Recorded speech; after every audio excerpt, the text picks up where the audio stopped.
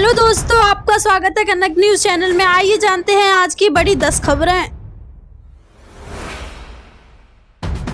इंदिरा गांधी के बाद अब जा रहे पीएम मोदी, 41 सालों में कैसे रहे भारत ऑस्ट्रिया के संबंध। रूस के बाद 10 जुलाई को प्रधानमंत्री नरेंद्र मोदी ऑस्ट्रिया पहुंचे। इंदिरा गांधी के बाद पिछले 41 सालों में भारत के किसी प्रधानमंत्री की यह ऑस्ट्रिया पहली यात्रा है। आइए इसी बहाने जानने की कोशिश करते हैं कि भारत और ऑस्ट्रिया के कैसे संबंध रहे हैं और दोनों देश एक दूसरे से क्या क्या आयात करते हैं। प्रधानमंत्री नरेंद्र मोदी 3 दिनों से विशेष यात्रा पर हैं और रूस में 22वें वार्षिक शिखर सम्मेलन में भाग लेने के बाद वह ऑस्ट्रेलिया जा रहे हैं। विदेश रवाना होने से पहले प्रधानमंत्री ने खुद खुलासा किया कि टेक्नोलॉजी, इनोवेशन और विकास के नए और उभरते क्षेत्रों में दोनों देशों के बीच भारत साझेदारी को और ऊंचाइयों पर ले जाना चाहता है।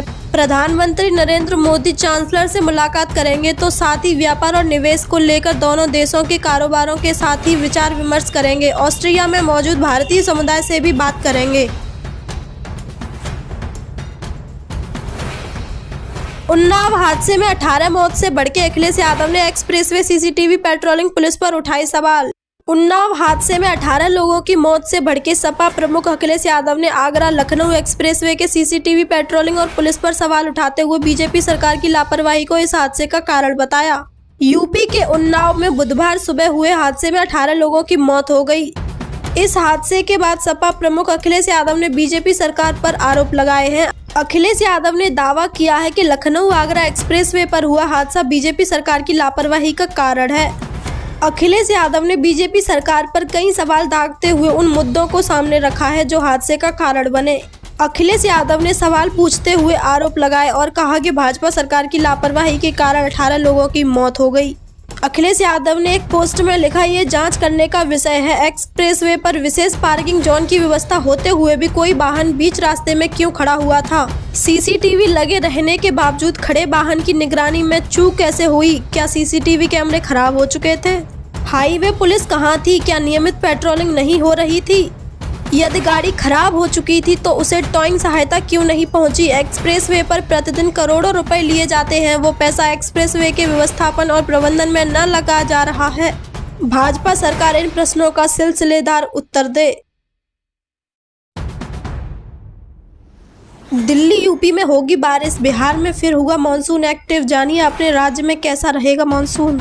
देश भर में मौसम के अलग अलग रंग देखने को मिल रहे हैं। कहीं तेज धूप है तो कहीं तेज बारिश के कारण तेजी से नदियां बह रही हैं। दिल्ली में भी आज बारिश होने के आसार जताए गए हैं। मॉनसूनी सीजन की बरसात ने दिल्ली के लोगों को गर्मी से थोड़ी राहत जरूर दिलाई है। आय हाय, इतनी महंगाई में क्या खाएं लोग। बारिश आई महंगाई लाई, 100 रुपए पहुंचा टमाटर, धनिया ने लगाया दोहरा शतक, नींबू निचोड़ रहा सबकी जेब। आड़ती परवेश ने बताया कि बरसात के बाद सब्जियों के दामों में बढ़ोतरी हुई है, जिससे सब्जियां 30 से 40 रुपए महंगी हो गई हैं। इसमें नींबू, टमाटर, धनिया, भिंडी, तोरई और अरबी शामिल हैं। बरसात के मौसम की शुरुआत होते ही सब्जियों के दाम आसमान छूने लगे हैं। टमाटर के दाम करीब 2 गुना हो गए हैं। इसके साथ ही अन्य सब्जियों के दाम भी उछाल देखने को मिल रहा है। इसको लेकर रसोई का बजट बिगड़ने लगा है। सब्जियां महंगी होने पर लोग अब इन्हें कम मात्रा में ही खरीद रहे हैं। सपा मुखिया अखिलेश यादव बोले, अयोध्या में अरबों के भूमि घोटाले हुए हैं, मामले की जांच की जाए। सपा अध्यक्ष अखिलेश यादव ने अयोध्या में हुए भूमि सौदे की जांच की मांग की है।